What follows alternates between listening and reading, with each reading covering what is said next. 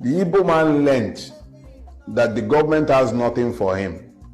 So he learned to survive on his own. You will rarely ever find an Igbo man applying to the civil service or looking for salary job.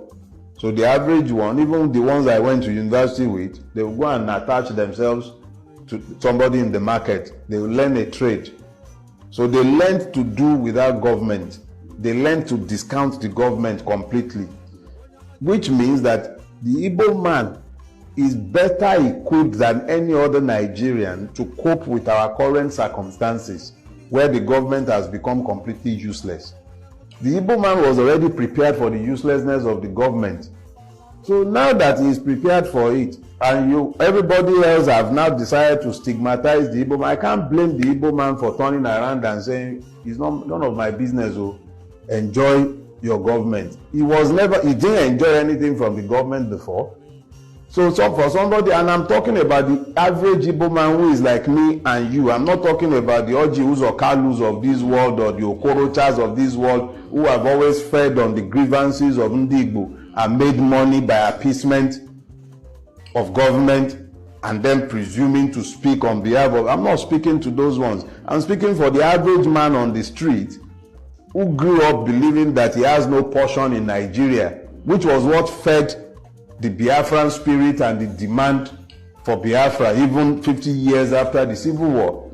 So I'm not speaking to the man on the street of Ala Igbo. I'm not speaking to the trader in Alaba or at Aspanda or at Ladipo. All those ones, they have always lived with the mentality of being victims of the system. So when a victim of the system is telling you, leave me out of your protest, go and deal, because it wasn't gaining anything from the system in the first place. So if he wasn't gaining anything from the system in the first place, he has nothing to lose if the situation becomes... The only thing that is happening now is that more victims are being recruited into the Nigerian mess. So why should he, who was always a victim, further victimize himself by joining those he believes are responsible for his victimhood? If you steal all the money in the world, you still take that money to a market to go and buy something. And who will you find in the market when you get there? You find the Igbo man there. Whether it's food you are buying, whether it's building material, whether it's car, you find the Igbo man is there in the market waiting for you. So he's already in a position of advantage. So why would he disadvantage himself unless you people show him a readiness for change?